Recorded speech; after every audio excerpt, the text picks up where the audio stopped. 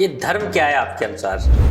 कि परित्राणाय साधूनाम विनाशाय च दुष्कृताम, अर्थात सज्जनों की रक्षा और दुर्जनों का विनाश, उनको दंड ही धर्म है।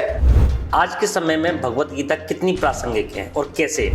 कि हर व्यक्ति के पास आत्मा और बुद्धि है, इसलिए प्रत्येक व्यक्ति को विश्व कल्याण की भावना से व्यवहार करना चाहिए।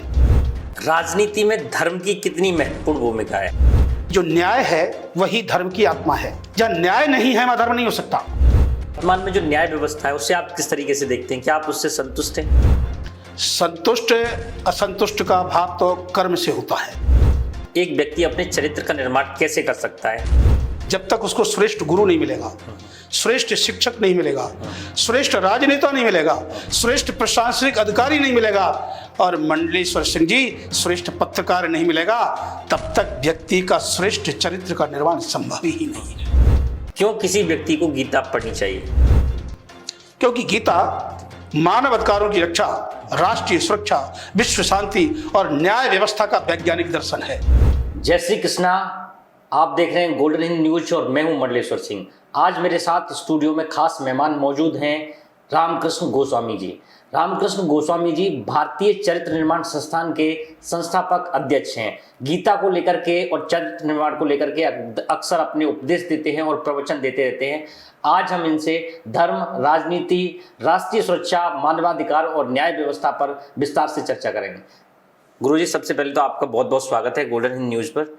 सबसे पहले शुरुआत करते हैं कि आपका थोड़ा सा बैकग्राउंड बताइए, दर्शकों को थोड़ा सा आपके बारे में जान सकें। जय श्री कृष्ण मंडलेश्वर जी। मैं रामकृष्ण गोस्वामी भारतीय चरित्र निर्माण संस्थान का संस्थापक अध्यक्ष। मैं मूलतः नंदगाम मथुरा का मूल निवासी हूं और जन्म मेरा राजस्थान में ब्रज 84 कोस के अभिन्न भाग कामबन कामा के अंदर हुआ है। मेरा जो प्रश्न आपने पूछा है उसके आधार पर एक ही चीज कहनी है कि भगवत गीता जो भगवान श्री कृष्ण का धर्म के संदर्भ में एक जो सनातन सार्वभौम परिभाषा है उसका वैज्ञानिक दर्शन है। भगवान श्री कृष्ण महायोगेश्वर हैं, जगत गुरु हैं, साक्षात भगवान हैं, महान राजनीतिज्ञ हैं। तो महाभारत के कुरुक्षेत्र में 5161 वर्ष पूर्व एक महान क्षत्रिय योद्धा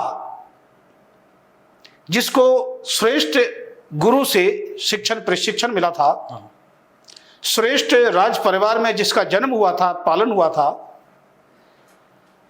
और उसके पास व्यापक अनुभव और चिंतन था, सत्संग का, संस्कार का, दान पुण्य का, तपस्या का, योग का, उस सबके बावजूद वो महाभारत के धर्म युद्ध में धर्म के विषय में मोहित हो जाता है।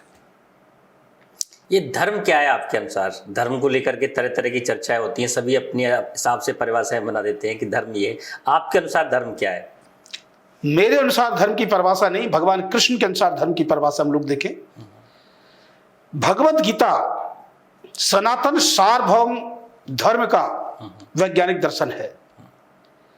स्वयं भगवान श्री कृष्ण ने इसका संदेश दिया था और भगवान श्री कृष्ण ने इस धर्म की परिभाषा बताते हुए अध्याय 4 के श्लोक 8 में बताया है कि परित्राणाय साधूनाम विनाशाय च दुष्कृताम, अर्थात सज्जनों की रक्षा और दुर्जनों का विनाश, उनको दंड ही धर्म है। संभवामी युगे युगे, चाहे वो सतयुग हो, त्रेता हो, द्वापर हो, कलयुग हो, आज हो, कल हो, ये सब सनातन और सार्वभौम है। कोई स्थान हो, कोई काल हो, कोई फर्क नहीं पड़ता। अगर हम सज्जनों की रक्षा चाहते हैं, अर्थात मानव अधिकारों की रक्षा चाहते हैं, एक सुरक्षित और कल्याणकारी न्यायप्रिय प्रदेश और देश का निर्माण चाहते हैं, विश्व का निर्माण चाहते हैं, तो हमको विनाशाय च दुष्कृताम की नीति को अंगीकार करना पड़ेगा। इसके बिना हम श्रेष्ठ भारत का निर्माण नहीं कर सकते, श्रेष्ठ समाज का निर्माण नहीं कर सकते। यही भगवत गीता के अनुसार मानव और राष्ट्र कल्याण का सर्वोत्तम धर्म है। भगवत गीता हजारों वर्ष पहले लिखी गई थी या कृष्ण जी ने हजारों वर्ष पहले उपदेश दिया था। आज के समय में भगवत गीता कितनी प्रासंगिक है और कैसे? ऐसा है संयुक्त राष्ट्र संघ द्वारा 10 दिसंबर को 1948 को जो मानवाधिकारों की सार्वभौम घोषणा की गई थी, उस समय भारत भी मेंबर बन चुका था, क्योंकि 1947 में भारत आजाद हुआ था। तो मैं उसी को संदर्भ में, जिससे आपने वर्तमान प्रासंगिक काल में, क्योंकि यूएन तो अभी बना है, उसके अनुच्छेद 1 में लिखा है कि हर व्यक्ति के पास आत्मा और बुद्धि है। इसलिए प्रत्येक व्यक्ति को विश्व कल्याण की भावना से व्यवहार करना चाहिए। यह अनुच्छेद 1 है संयुक्त राष्ट्र संघ का। मैं इसी के संदर्भ में आपको धर्म को और गीता को जोड़ना चाहूंगा। भगवान श्री कृष्ण के भगवत गीता के अध्याय 3 के श्लोक 42 में भगवान श्री कृष्ण कहते हैं कि जो व्यक्ति है उसके बाद आत्मा भी है, बुद्धि भी है, मन भी है, इंद्रियां भी हैं और शरीर भी है।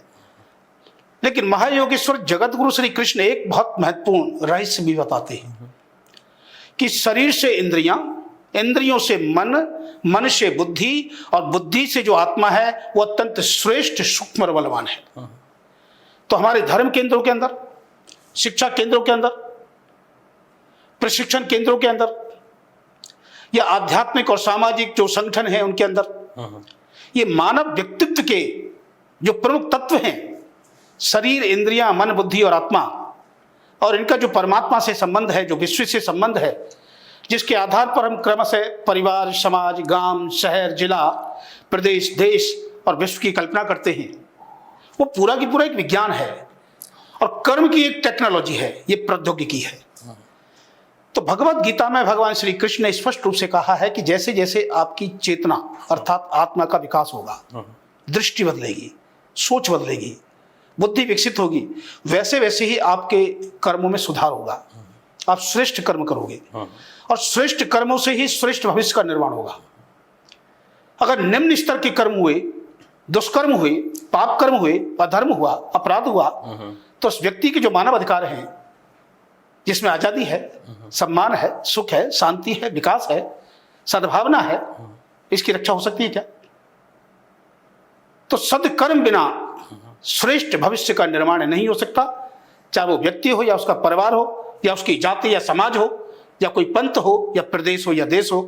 तो भगवत गीता का ये सिद्धांत वैश्विक विधाता का विधान है और इसकी विधि निश्चित है, सनातन है।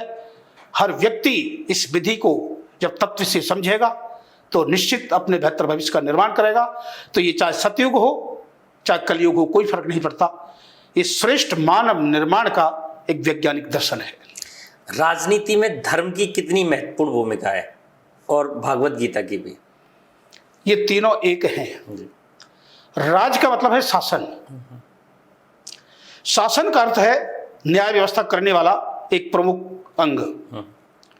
जो शासन और राज न्याय नहीं कर सके वो लोक सेवा, लोक सुरक्षा, लोक शांति, लोक कल्याण, लोक विकास या लोक गौरव का आधार बन सकता है क्या? तो हम लोगों ने इसी आधार पर भारतीय चरित्रमान संस्था ने विश्वविद्यालयों के अंदर, पुलिस प्रशिक्षण केंद्रों के अंदर और न्यायविदों के साथ में, शिक्षाविदों के साथ में, धर्माचार्यों के साथ में लंबा संवाद किया है, मंथन किया है, चिंतन किया है और इस पर एक निचोड़ गीता के माध्यम से निकल के सामने आया है कि जो न्याय है वही धर्म की आत्मा है। जहां न्याय नहीं है वहां धर्म नहीं हो सकता, अन्याय धर्म नहीं हो सकता, वो अनीति है, पाप है, उससे कल्याण नहीं हो सकता। तो गीता का जो ये तत्व दर्शन है कि न्याय धर्म की आत्मा है, तो जितने धर्माचार्य हैं, धर्म केंद्र हैं, धर्म के अनुसार चलने वाले संगठन हैं, उनको इस पर विचार करना चाहिए कि जगत गुरु श्री कृष्ण ने 5161 साल पहले जो न्याय को, धर्म युद्ध को आधार बनाया था कि उसके बिना मानव और विश्व का कल्याण संभव नहीं है। आज उसी भगवत गीता को राजनीति के राजधर्म की राजविद्या के रूप में अंगीकार करने की आवश्यकता है। और क्यों नहीं इसकी शुरुआत राजस्थान से हो और राजस्थान के बाद पूरे भारत और विश्व में न्याय को धर्म की आत्मा मानकर राजनीति की जाए, शासन नीति पर मंथन और चिंतन किया जाए। आपने जैसा कहा कि न्याय धर्म की आत्मा है, तो वर्तमान में जो न्याय व्यवस्था है उसे आप किस तरीके से देखते हैं? क्या आप उससे संतुष्ट हैं?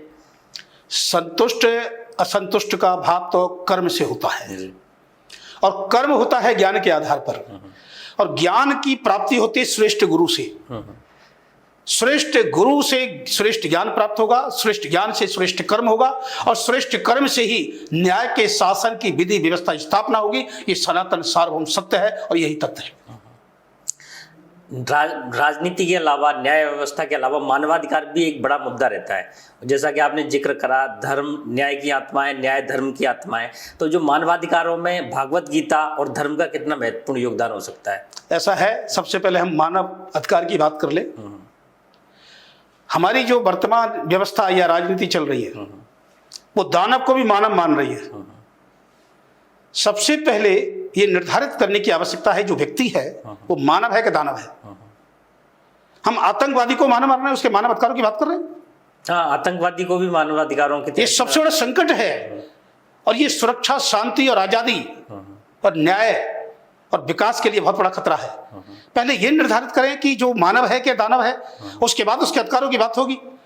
अगर दानव को मानव मान के उसके मानव अधिकारों की उसकी वकालत होने लगी तो ये सुरक्षा, शांति, आजादी, विकास, सद्भावना के लिए बहुत बड़ा संकट है। ये चेतावनी है। और इसमें दूसरी बात यह है कि दानव को तो विनाश की भगवान श्री कृष्ण घोषणा करते हैं। जो राजनीति, जो शासन व्यवस्था दानव को दंडित करने की नीति पर नहीं चले, उसकी विधि नहीं बनाए, उसका विधान नहीं बनाए, उस शासन में बने रहने का अधिकारी नहीं है। एक राष्ट्रीय सुरक्षा भी एक प्रमुख पहलू है। एक तो अंतर्राष्ट्रीय सुरक्षा होती है, एक राष्ट्रीय सुरक्षा होती है।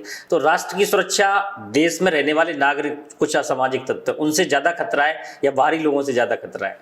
राष्ट्रीय सुरक्षा के दो पहलू हैं, आंतरिक सुरक्षा और बाहरी सुरक्षा। बिल्कुल। बाहरी सुरक्षा विदेशी हमलों से, विदेशी षड्यंत्रों से देश को सुरक्षित करने की नीति है, विधि है, योजना है, कार्यक्रम है।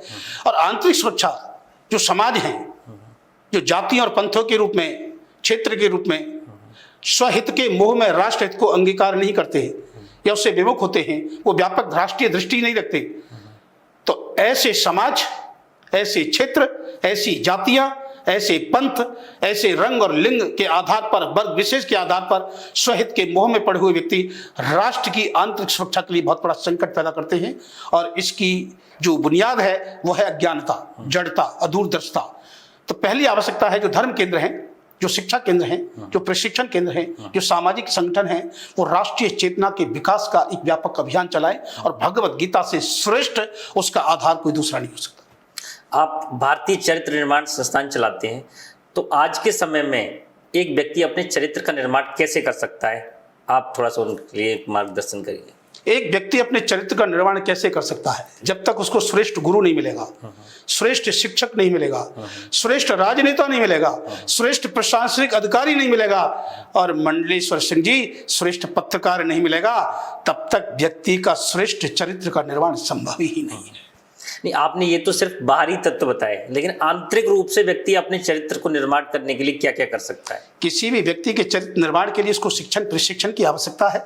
और शिक्षण, प्रशिक्षण गुरु और शिक्षक ही दे सकता है। जब व्यक्ति स्वयं शिक्षा प्राप्त नहीं है, धर्म के तत्व को समझ नहीं आ रहा, उसकी योग्यता, क्षमता नहीं है, दूरदर्शिता नहीं है, उसकी शक्ति नहीं है समझने की। जैसे एक बीमारी के होने के बाद एक उसके समाधान के लिए, उससे मुक्ति के लिए डॉक्टर के पास जाया जाता है, इसी प्रकार धर्म, शिक्षा और चरित्र के निर्माण के लिए एक श्रेष्ठ शिक्षक और गुरु के पास जाना अनिवार्य है। इसके बिना श्रेष्ठ चरित्र निर्माण किसी भी व्यक्ति का किसी योग और देश में संभव नहीं है।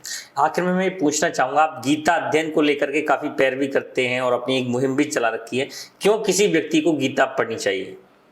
क्योंकि गीता मानव अधिकारों की रक्षा, राष्ट्रीय सुरक्षा, विश्व शांति और न्याय व्यवस्था का वैज्ञानिक दर्शन है।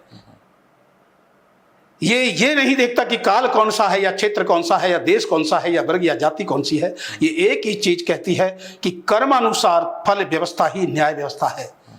और शासक, प्रशासक को कर्म को ध्यान में रखकर व्यक्ति को परिणाम या उसके फल देने की व्यवस्था पर काम करना चाहिए। जो शासक, प्रशासक अपराधियों को दंडित करने के लिए, भयभीत करने के लिए विधि विधान नहीं बना सकता, वो शासक, प्रशासक बना रहने का अधिकारी नहीं हो सकता, और वो राष्ट्र और समाज का कल्याण नहीं कर सकता। हमसे बातचीत करने के लिए बहुत बहुत शुक्रिया। जय श्री कृष्ण। राधे राधे। राधे राधे।